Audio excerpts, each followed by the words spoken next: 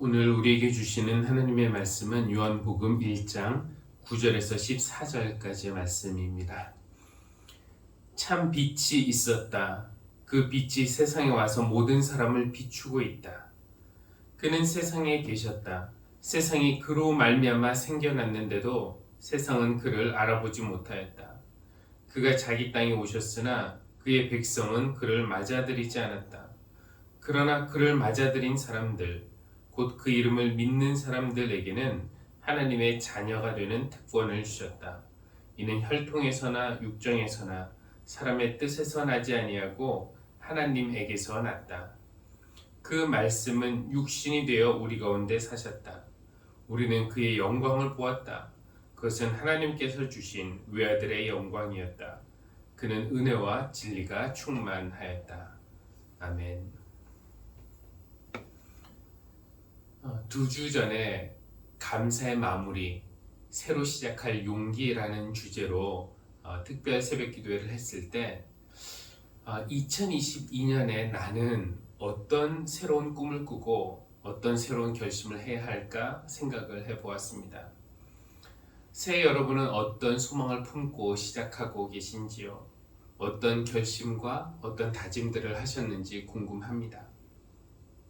우리가 보통 새해 결심을 할 때 하는 일과 관련해서는 실적이나 수익, 승진 이런 목표를 세우기도 하고, 또 건강과 관련해서는 금연이나 금주, 몸무게 조절, 운동 목표를 세우기도 합니다.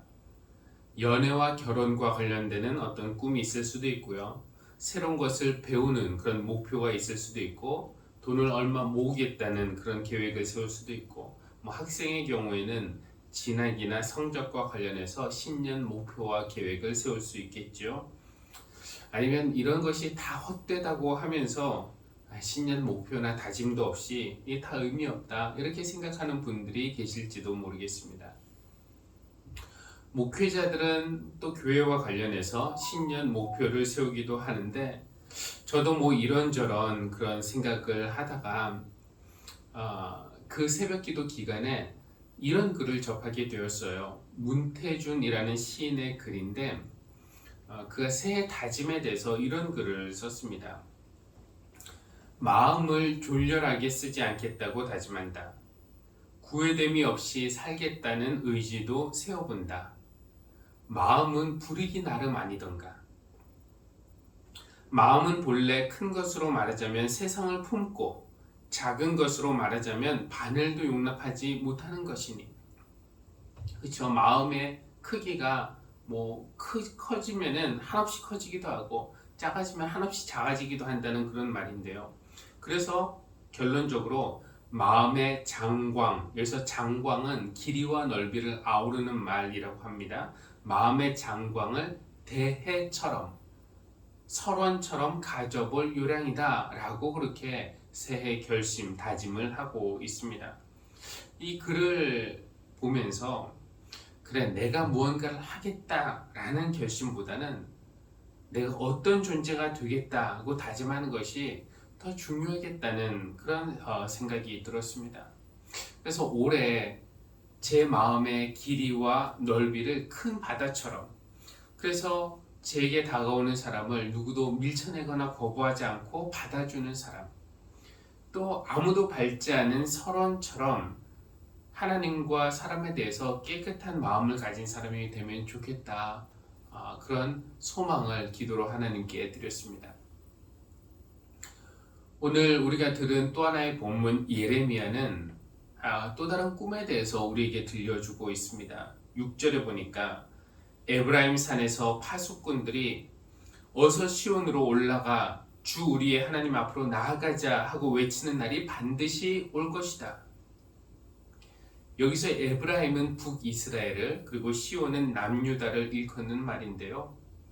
지금 북이스라엘은 아시리아에게 망해서 그 주민들이 여기저기 흩어진 상태에 있고요. 또 남유다는 역시 바벨론에게 망해서 포로로 끌려가기도 하고 여기저기 흩어져 살기도 했습니다. 물론 그 팔레스타인 땅에 살아남은 자들도 있었지만 그들은 황폐해진 땅에서 가난하게 또 나라 없이 그렇게 살고 있었고, 소망 없이 슬픔과 절망 가운데서 살아가고 있었습니다. 과연 그들의 삶이 나아지는 날이 오기는 올까요? 그런 절망적이고 무력한 상황에서 예레미야는 하나님께서 당신의 백성을 친히 구원하시는 그 날에 대해서 예언하고 있습니다. 그러니까 남과 북이 하나로 통일이 되고요.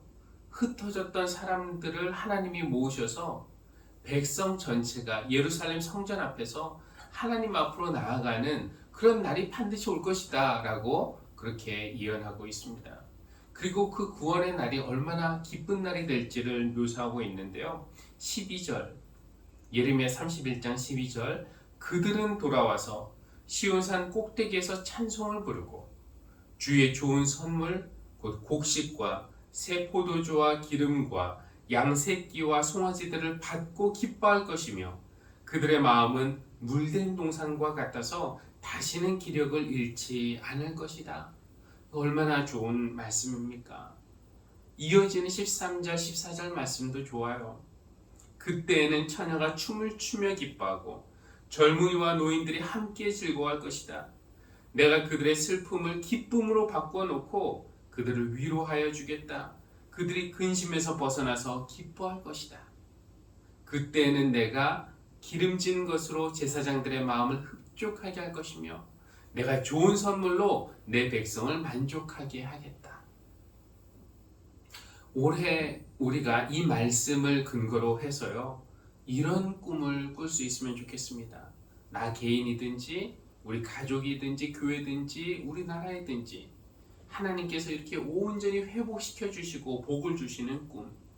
그래서 우리의 슬픔이 기쁨으로 바뀌고 우리의 마음은 물된 동산 같아서 기력을 되찾고 하나님이 주시는 선물이 우리 마음을 흡족하게 하는 그런 은혜를 받는 그런 한 해가 되기를 주님의 이름으로 축복합니다. 거기서 그치지 않고 올해 우리 표가 오직 자랑하고 싶은 사람은 하나님을 자랑하라는 것인데요. 그 좋으신 하나님을 누군가에게 전할 수 있는 존재. 그래서 세상에서 하나님을 상기시키는 존재가 되는 것이 2022년 올해 우리의 꿈이자 목표이자 다짐이 되기를 바랍니다. 여러분, 우리가 아무 꿈도 꾸지 않고 사는 것보다는 또는 이기적인 꿈에 갇혀서 사는 것보다는 중간에 실패하거나 포기하는 일이 있다고 할지라도 이런 꿈을 꾼다는 것이 얼마나 소중한 것입니까? 큰 바다처럼 넓은 마음 가진 사람, 아무도 밟지 않는 설원처럼 깨끗한 마음 가진 사람, 그리고 하나님의 구원, 하나님의 복을 받고 그 복을 나누면서 우리 하나님을 자랑하거나 아니면 상기시키는 그런 존재가 되겠다는 다짐이 우리의 새해 다짐이 되기를 바랍니다. 그런데 우리가 이런 꿈에 가까워지기 위해서는 사실은 우리의 의지나 힘과 노력 이런 것만으로는 되지 않습니다. 이것은 하나님이 하셔야 되는 일입니다. 그러니까 내 다짐과 결심보다 중요한 것은 하나님의 의지와 하나님의 도우심이에요. 그래서 우리는 기도하는 것입니다. 우리 기독교인들은 기본적으로 내가 무언가를 이루겠다라는 생각이 아니라 나는 기도하고 하나님이 이루신다라는 생각을 가지고 살아가는 존재가 아닙니까? 물론 그렇다고 우리가 기도하고 나서 아무것도 하지 않는 것은 아니고요. 기도한다 이 의미는 모든 선한 일을 이루시는 주체는 하나님이시다 라는 것을 인정하는 것이고, 동시에 하나님이 그 일을 이루실 수 있도록 내 자신을 내어드리겠습니다 라는 그 표시가 바로 기도 아닙니까? 내가 주체가 되어서 일하면 실패할 확률이 높지만 하나님이 하시는 일에는 실패가 없습니다. 그래서 우리 힘만으로는 안 되기 때문에 하나님의 그 꿈을 우리가 꾸면서 이런 꿈에 우리가 가까워지기 위해서는 하나님을 만나야만 하고 진리이신 우리 주님과 연결이 되어야만 하는 것입니다. 어떻게 하면 우리가 하나님을 만날 수 있을까요? 오늘 요한복음 말씀은 우리가 하나님을 찾아가서 만나기 전에 하나님이 우리에게 오신 것에 대한 소식을 전하고 있습니다. 오늘 읽지는 않았지만 요한복음 1장 1절 유명한 말씀이죠. 태초에 말씀이 계셨다 라는 그런 내용으로 요한복음은 시작합니다. 태초에 맨 처음 시간에 말씀이 계셨어요. 좀 이상하죠? 우리 그냥 기독교 상식으로는 맨 처음에 하나님이 계신 거 아닙니까? 그런데 요한은 태초에 말씀이 계셨다 이렇게 말하면서 그 말씀은 하나님과 함께 계셨고 그 말씀은 하나님이셨다고 말씀을 합니다. 이런 식의 언어는 우리 이성으로는 잘 이해가 되지 않아요. 말씀이 하나님과 함께 계시고 동시에 말씀이 하나님이시고 이것이 시적인 표현이라고 하면 이해가 될 것 같기도 한데 이성적으로, 논리적으로, 과학적으로는 좀 난해합니다. 어쨌든 요한은 계속 말하기를 모든 것이 그 말씀으로 말미암아 창조되었고 그가 없이 창조된 것은, 그 말씀 없이 창조된 것은 아무것도 없다고 말합니다. 창조된 모든 것은 우리 인간을 포함해서, 나를 포함해서 그 말씀으로부터 생명을 얻었다라는 것이죠. 이야기가 쉽지는 않지만 요한이 하고 싶은 이야기를 조금은 느낄 수 있을 것 같은데요. 지금의 이 나라는 존재와 영원전부터 계셨고 지금도 살아계시고 영원히 계실 이 주님, 예수님이라는 존재가 상관이 없는 관계가 아니라 생명의 끈으로 연결되어 있다라는 거 아니겠습니까? 그러니까 지금 내 생명은 그분에게서부터 온 것입니다. 그런데 성경은 창세기부터 시작해서 지금까지 이야기하는 것이 무엇입니까? 우리 인간의 어떤 원초적인 본능적인 죄, 하나님처럼 되고자 하는 그 교만, 나 중심적인 이기심, 욕심, 이런 죄 때문에 우리가 그 말씀에서 떠났고 등을 돌렸고 그 결과로 생명을 잃었다라는 것입니다. 굳이 말하면 지금 우리는 생명 없이 목숨만으로 살고 있는 상황입니다. 무슨 말이냐면 신체적으로는 살아있지만 뿌리에서 단절되었기 때문에 곧 죽을 운명이라는 것이죠. 꺾인 꽃과 마찬가지입니다. 그러면 이럴 때 하나님은 손 놓고 구경만 하시겠습니까? 예레미야를 통해서 구원의 그 날을 약속하신 하나님, 우리를 모으시겠다고, 구원하시겠다고, 회복시키시고 복을 주시겠다고 약속하신 하나님은 이제 그 약속 취소, 이렇게 하시는 것이 아니라 그 약속을 이루시기 위해서 열심히 일하시는 분이십니다.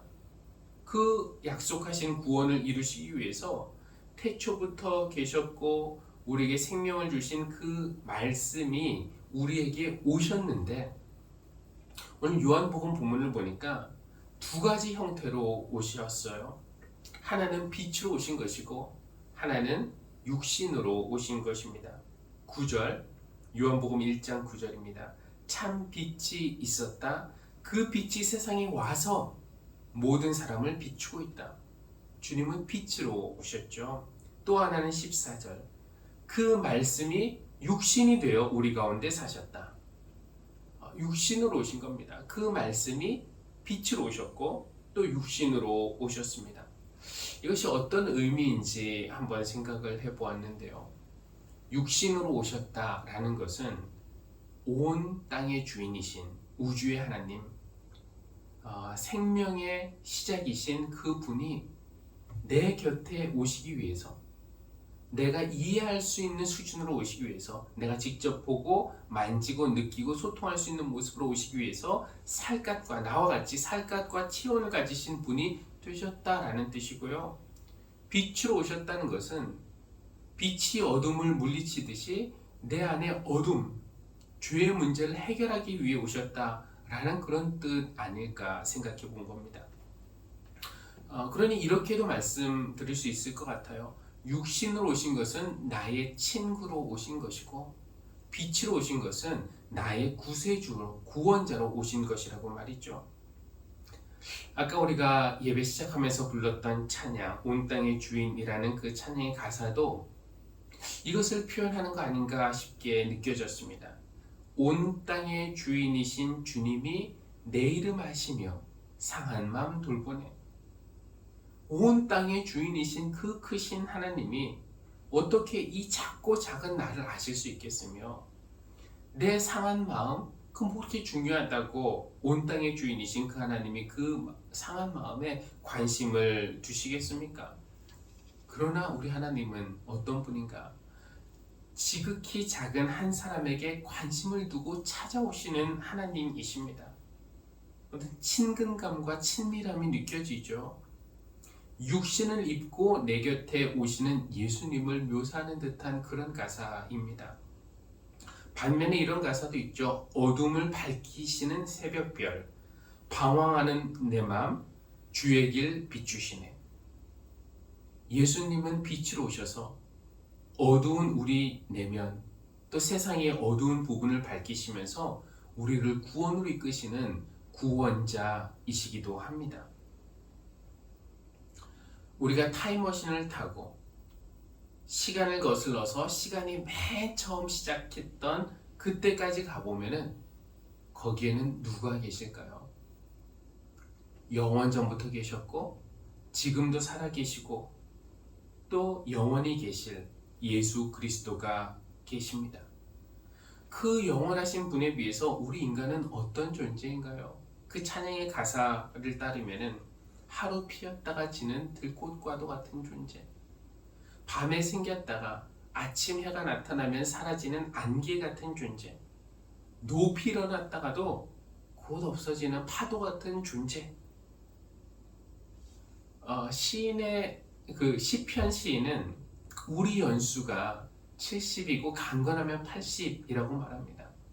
이제는 의학 기술의 발달로 우리 연수가 100세라고 자신있게 말할 수도 있겠지만 100년이라고 해봤자 영원한 시간 속에서는 점 하나일 뿐입니다.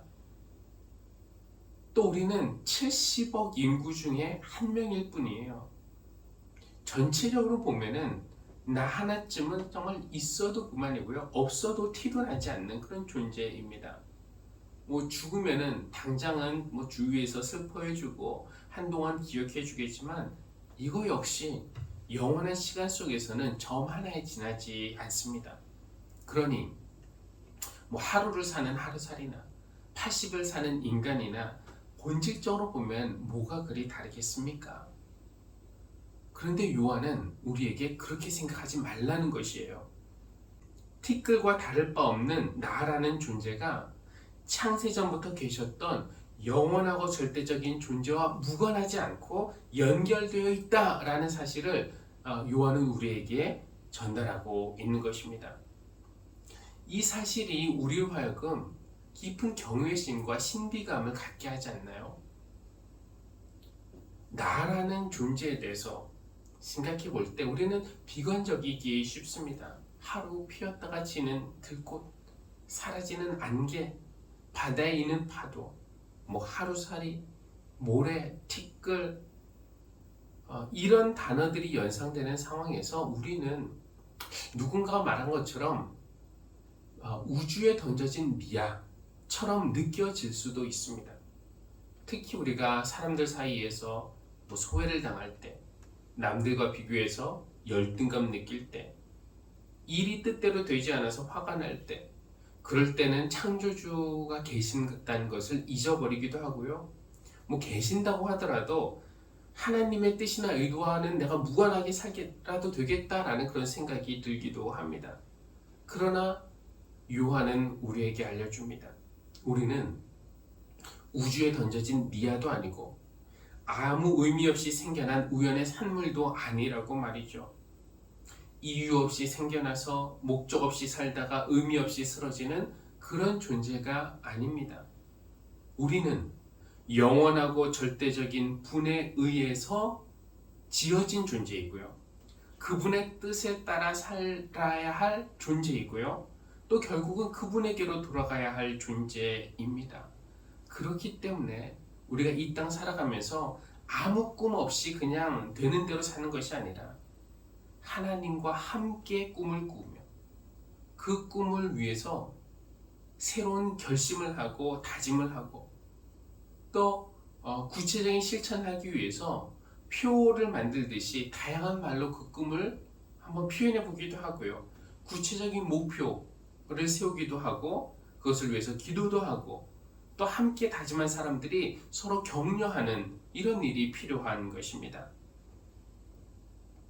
여러분이 어떤 소망을 품고 2022년 새해를 시작하시는지 또 어떤 결심과 다짐들을 하셨는지 여쭈면서 오늘 설교를 시작했는데요.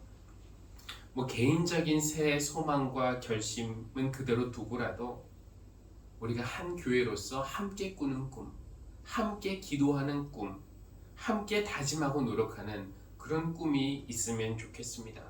그것은 올해 하나님을 내 자랑으로 삼고 삶으로 하나님을 세상에 자랑하는 것입니다.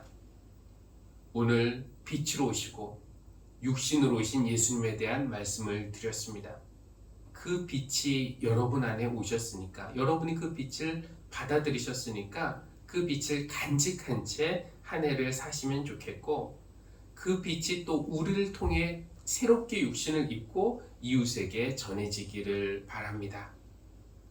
우리 주님의 삶이 하나님을 상기시키는 삶이었던 것처럼 우리의 삶, 우리도 삶으로 우리가 하나님에게 속한 사람이다 라는 것을 입증할 수 있기를, 그리고 그것이 우리가 하나님을 자랑하는 방법이 되기를 주님의 이름으로 기원합니다.